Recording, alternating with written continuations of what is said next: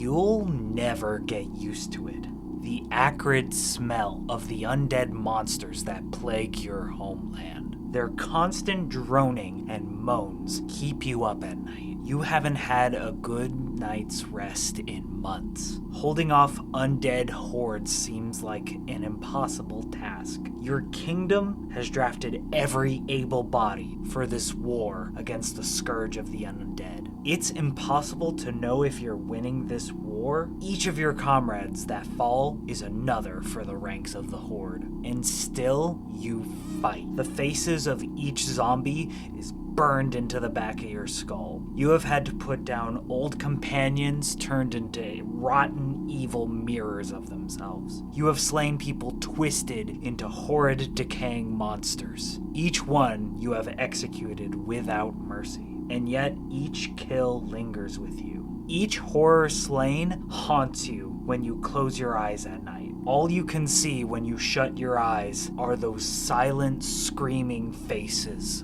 on the battlefield. It lingers and weighs down your soul, but still you stand, defiant to any threats that would bring ruin to this kingdom. You stand and you fight. Fighters. Oh my goodness. Fighters. I will admit, fighters are rather basic and honestly kind of boring. Is what I would be saying if I was a little fucking bitch. You don't need fancy subclass features. You don't need spells, unless you're an Eldritch Knight. You don't need pets, unless you're a Cavalier. All you need is your armor and your weapons. That's it. But I don't want to wear any armor. It would be a crime to hide all this. But Tara, you have unarmored defense. You don't need armor. Really? Yippee, let's get naked. Anyway, what is the fighter like? What should you expect when you roll up a fighter on the tabletop? Well, usually you don't have to rely on arbitrary limitations or finite class resources. At best, you really only need short rests to keep your class going. Fighters can just keep trucking along. Your class resource is the health you have and the d20 dice you roll. You may run out of uses for fancy subclass features, but none of those are critical to the class. The most important thing is the armor you wear and the weapons you have. As long as you keep rolling that dice, you're gonna perform well.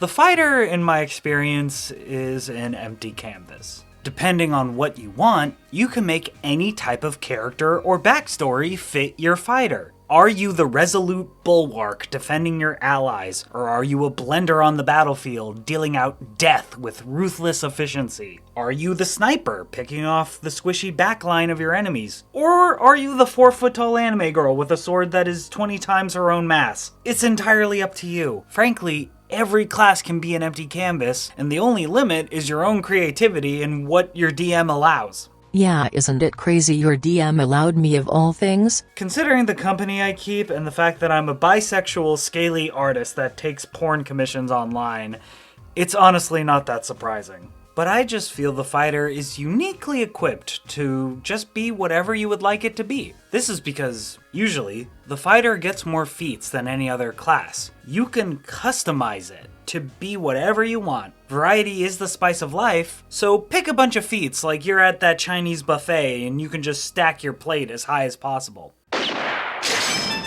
Before I get into the examples, I have to admit I'm sorry for two reasons. Sorry for normally giving multiple examples in media. Today I'm only giving you one because frankly, I hate wasting your time. I know that's rich coming from a YouTuber, but it's true. And I'm doubly sorry because I'm talking about Star Wars again. On a D&D channel. Sorry.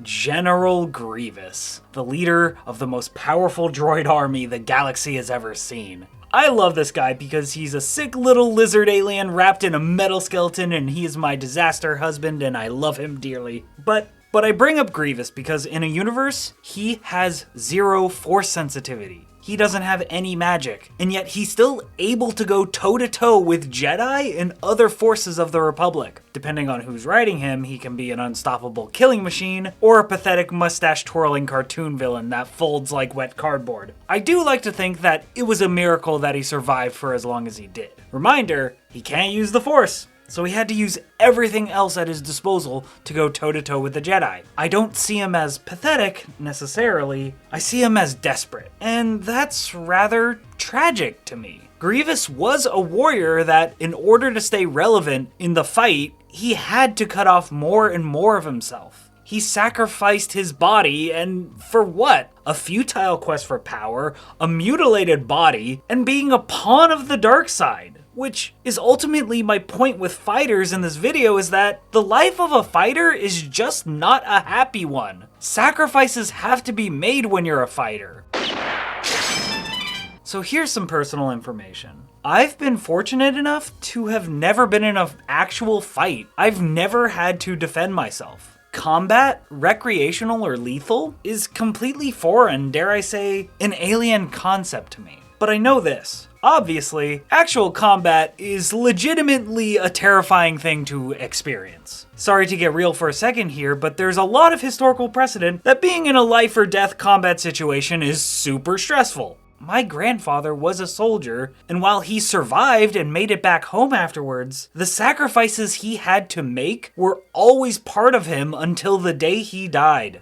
Something to consider when making a fighter is that this is somebody who has been practicing killing. They have developed martial skills, like how an artist spends years of their life studying anatomy to paint the human form better. That dedication is put into fitting their armor, practicing with their weapon, and protecting others. While a barbarian is powered by emotion, paladins are powered by their oath. A fighter studied warfare. They have practiced fighting like how an Olympic athlete has practiced their whole life to run the fastest or jump the highest. Like how a mathematician has mastered a formula. Whether you are a soldier, a mercenary, a gladiator, the fighter is somebody who has practiced killing. And that's tragic to me. The tragedy of the fighter is that being a warrior means sacrificing everything that is good to you to protect others. You have to leave home to defend others against monsters that you hope they will never see. Those monsters may take some of your fellow warriors, and you have to live with that. Those monsters will leave scars on you, and they will leave scars on your mind. Again, the life of a warrior is usually not a happy one. But to every fighter out there, fighting the good fight, protecting others from harm, you may not be wearing plate armor, you may not be wielding a sword, but all I have to say is, I appreciate your sacrifice. And from the bottom of my heart, thank you